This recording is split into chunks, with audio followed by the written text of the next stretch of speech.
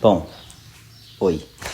Primeiro de tudo, eu queria deixar muito claro, muito claro, que isso aqui não significa nada. Eu tava aqui sentado na sala, tocando violão e me deu vontade de fazer esse vídeo.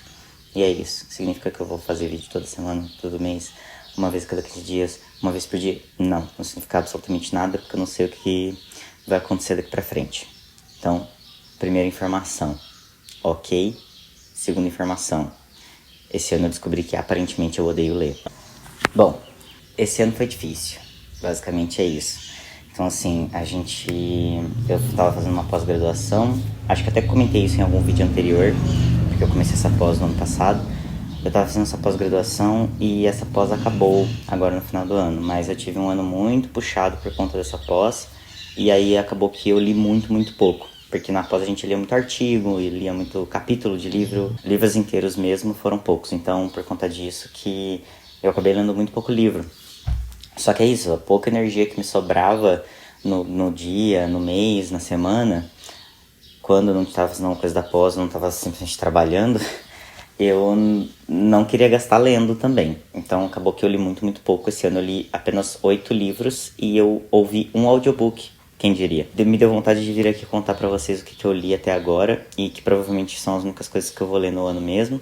Não acredito que eu vá terminar nenhum livro até o final desse ano, já estamos no dia 18, 17 de dezembro, mas eu tô voltando agora no ritmo de leitura, então eu duvido que eu vá conseguir terminar alguma coisa. Então, enfim, vamos lá. O primeiro livro que eu li chama Como Mentir com Estatística. Na verdade, eu li ele em 2022.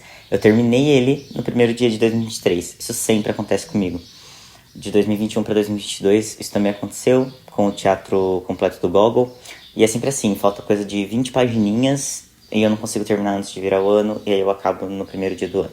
Então eu terminei o Como Mentir com Estatística. Me lembra muito pouco do livro. Eu gostei bastante. Eu lembro que eu gostei bastante porque é um livro que se propõe a ser simples mesmo, explicar um pouco sobre como funcionam estatísticas. E aí a gente lê muito nos jornais, nas redes sociais, né? Dados. As pessoas gostam de trazer dados, estatísticas sobre as coisas, e aí geralmente esses dados estão um pouco enviesados. Muitas vezes eles estão um pouco enviesados. E aí nesse livro ele mostra um pouquinho ele te ensina um pouco de como você começar a enxergar essas estatísticas de um jeito diferente. Então, eu gostei bastante do livro na época que eu li. Me lembra muito pouco, gostaria inclusive de reler. Isso foi em janeiro. Aí no finalzinho de janeiro, 31 de janeiro, eu terminei o Ninguém Regula a América. É um livro do Miguel Henrique Stedley e da Ana Penido. É organizado por eles, se eu não me engano. E eu li porque eu tava participando de uma... No começo do ano eu ainda tinha esperança. Eu tava participando de uma espécie de clube de leitura, não sei se é bem esse o nome correto. E aí a gente tava estudando esse livro, na época eu também achei bem interessante, mas me lembro pouquíssimo também, foi um ano muito intenso. Então, não sei nem se eu vou saber comentar muito sobre o livro. E tudo bem, galera, eu tô aqui, tô fazendo um vídeo, já tá ótimo, né? Mas é isso, eu lembro que eu gostei bastante do livro. Quem sabe em algum momento eu releia ele e aí eu falo com mais detalhes sobre ele, porque eu lembro que foi bem enriquecedor na época quando eu tava lendo. Aí o próximo livro que eu finalizei foi no dia 1º de junho.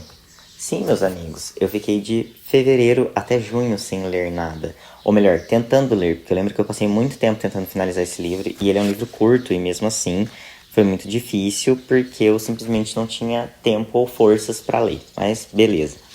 O terceiro livro que eu li foi esse aqui, o Meia-Noite e 20, do Daniel Galera. E é isso que é engraçado, porque foi um livro que eu gostei bastante. Como todos os livros do Daniel Galera, a impressão que eu tenho é sempre que nada acontece nas histórias dele, mas ao mesmo tempo sempre muito interessante. Ele sempre narra de um jeito que cativa, que dá vontade de continuar lendo ele. E nesse livro, basicamente, ele vai contar um pouco sobre 4 amigos. Um deles morre, e aí então, esses 3 outros amigos vão se encontrar depois de algum tempo no velório desse quarto amigo deles, e aí eles vão refletir sobre a própria existência, a vida, enfim, reflexões que a morte de alguma pessoa muito próxima e uma morte precoce, né?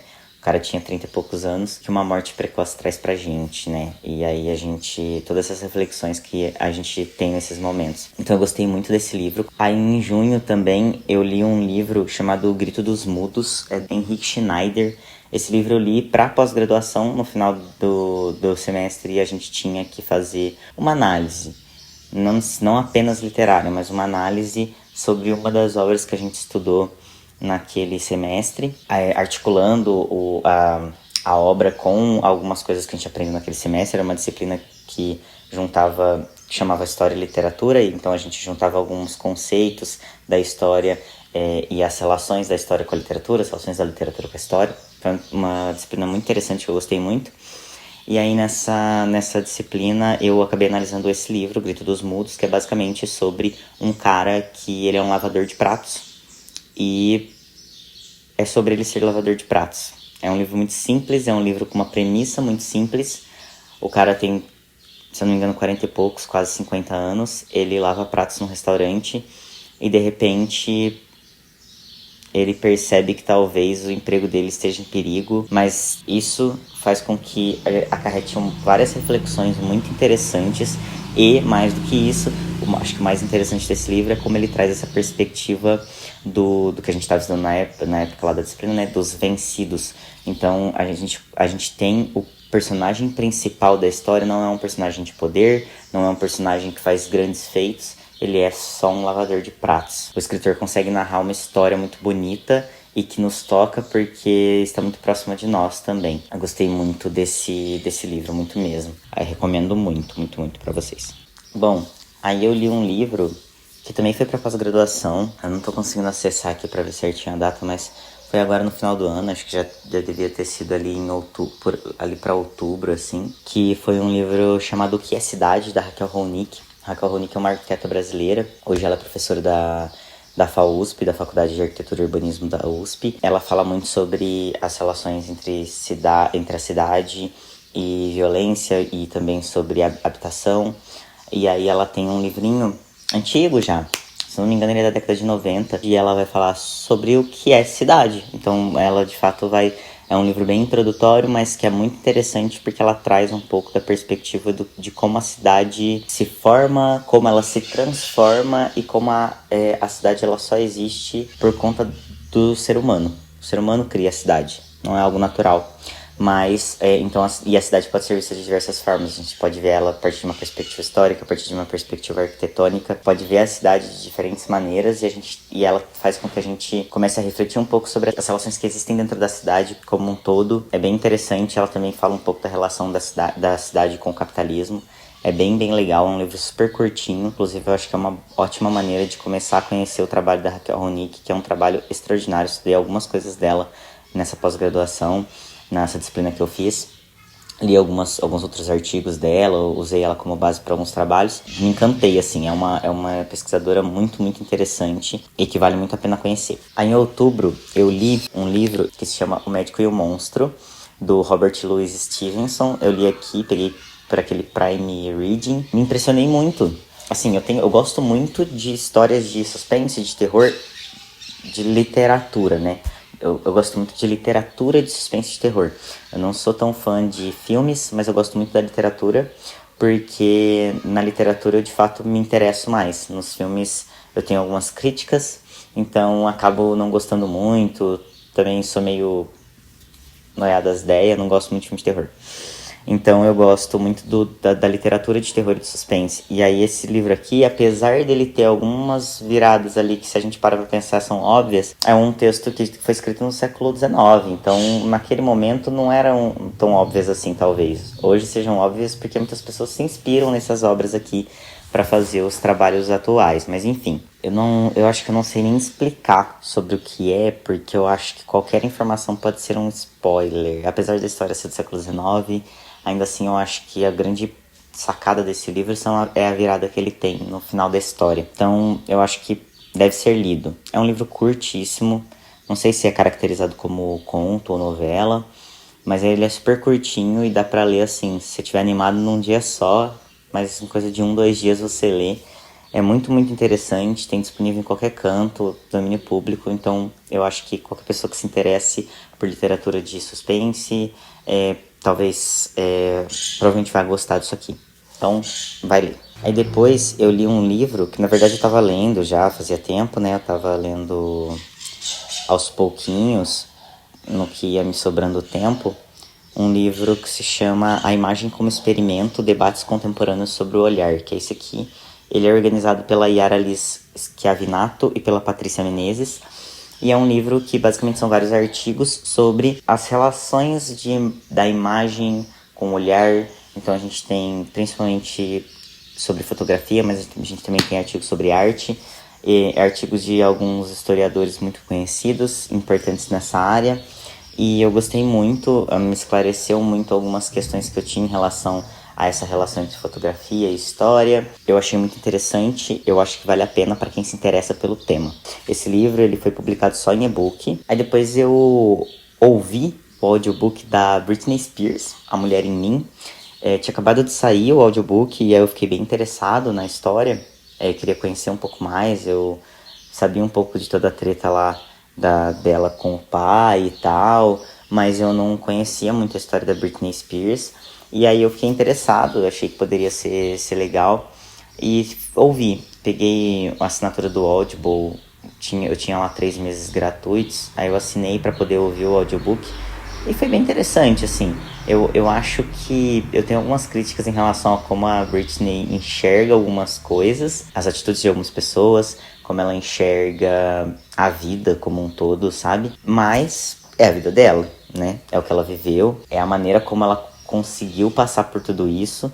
Então, assim, achei bem legal. Acho que vale a pena conhecer um pouco da história a partir do ponto de vista dela, independente se você acredita ou não nas coisas que aconteceram, quem você acha que tá certo nessa história, enfim. E por fim, a última coisa que eu li esse ano, que eu terminei assim, foi do início ao fim, foi esse livro aqui, Trans, uma abordagem curta e curiosa sobre a variabilidade de gênero.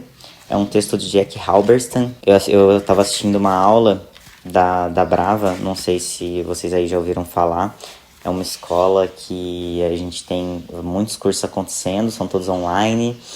E sempre trazem esses recortes de gênero, raça e classe para os debates e fazem aulas incríveis sobre assuntos interessantíssimos.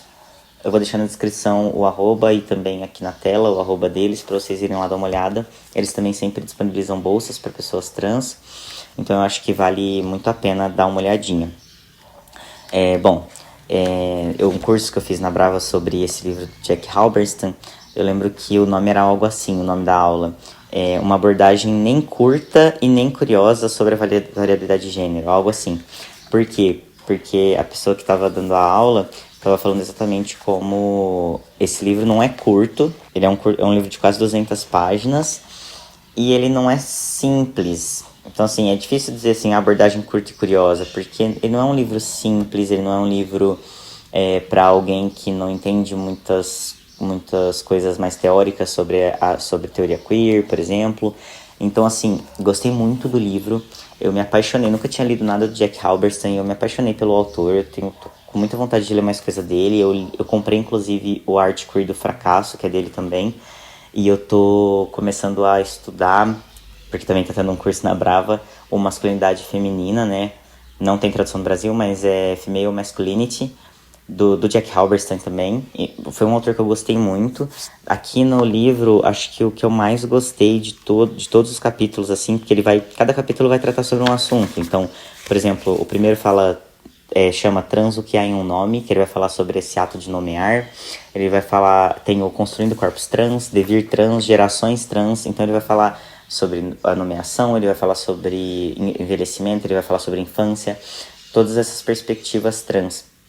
E aí, o que mais me pegou, assim, que eu achei muito interessante, foi exatamente o primeiro capítulo, que chama Trans, o que há em um nome, em que ele vai falar sobre nomear, o ato de nomear, a importância de se nomear, mas a importância também de se negar uma nomeação. É muito legal, assim, as reflexões que ele traz, mas como eu disse, não são reflexões tão simples, ou não é um livro tão direto, sabe? Ele é bem teórico, na verdade. E aí eu acho que talvez o livro peque um pouco nisso. Mas, fora isso, é um livro excepcional. Eu acho que vale super a pena se há interesse em estudar esse tema, se você é uma pessoa trans também e quer entender um pouco mais sobre a vida, né? Pensar um pouco mais, refletir um pouco mais sobre tudo isso, toda a sua vivência, eu acho que vale muito. É um livro que eu definitivamente gostaria de comprar, assim, vários volumes e sair distribuindo para as pessoas trans que eu conheço. Já pensei nisso várias vezes. Então foi uma ótima última leitura do ano. Quero reler algumas coisas desse livro também. E aí, só pra fechar, eu vou mostrar o que eu tô lendo, porque eu tô lendo 2 livros e eu acho que eu não vou terminar nenhum dos 2 até o final do ano. Mas, né, tamo aí. Um deles é o Selva de Gafanhotos, Andrew Smith. Eu tô na metade do livro. E é um livro fácil de se ler. Mas o problema é que eu tô achando o livro chatíssimo. Eu tava com expectativas até que bem altas pro livro. É um livro sobre, aparentemente, sobre uma invasão de gafanhotos gigantes numa cidade do interior dos Estados Unidos. E por conta de algum erro aí que cometem, não vou dar muito spoiler, vai ter essa invasão que vai matar todo mundo, que vai acabar o mundo e não sei o quê. Só que assim, a gente já tá na metade do livro e nada aconteceu. Tipo, a gente tá só acompanhando esse adolescente que só pensa em dar um jeito de transar com a namorada e que tá confuso com a própria sexualidade, sabe? É isso. Tá meio chato, sabe? Eu quero terminar porque eu ainda espero que tenha coisas interessantes aqui, mas eu tô achando bem chato mesmo. Quando eu terminar, quem sabe, eu comente com vocês. E o outro, que eu tô lendo, também tô mais ou menos na metade, é o Pornotopia, do Paul Preciado. Eu acho que talvez eu já tenha comentado em algum outro vídeo que eu sou completamente apaixonado pelo Preciado. Foi a tese de doutorado dele, em que ele basicamente aqui ele analisa a Playboy, a mansão Playboy. Ele fez, o Preciado ele é filósofo, mas ele fez doutorado dele em arquitetura. E aí ele analisa a mansão Playboy e como a criação da Playboy, da revista, e da mansão Playboy mudou muito a maneira como os homens, no caso ali nos Estados Unidos, se comportam, se veem e vivem o mundo ali. Inventou-se uma nova forma de se entender a sexualidade como um todo. O livro é muito interessante. Não é, definitivamente dá pra perceber que tem um formato mais quadradinho, assim, por conta talvez de ser uma tese de doutorado, né? E o Preciado, nos outros 2 livros que eu li dele, ele é bem diferente. No texto todinho que ele faz, ele alterna os capítulos teóricos com diários dele, da transição dele, das mudanças corporais que ele tá tendo ao usar testosterona. E o Manifesto contra o Sexual é completamente fora da caixinha, assim mesmo. Mas eu estou gostando bastante. Esse livro aqui, que é o que existe mais chance de eu terminar esse ano ainda, porque eu tô mais animado. Foi isso, galera. O vídeo de hoje. Só queria vir aqui, me deu vontade de vir aqui contar as coisas que eu li, as pouquíssimas coisas que eu li. Uma das coisas que eu espero pro próximo ano é que eu consiga voltar a ler com mais frequência. A leitura é muito importante pra minha vida, assim. Tô com saudade de ler, tô com saudade de estudar e ler coisas que eu de fato quero estudar e ler, que eu tenho interesse, que, enfim, que me provocam mesmo. Então, tô animado pro próximo ano. Espero que no próximo ano eu consiga de fato ler mais. Vamos ver o que vai acontecer e quem sabe eu apareço mais por aqui. Não prometo nada, porque eu prometi no início desse ano e não cumpri. Então, não vamos trabalhar com promessas. Não esquece, de qualquer forma, se inscreve aí no canal, curte esse vídeo e fica aguardando aí, quem sabe eu apareço de novo.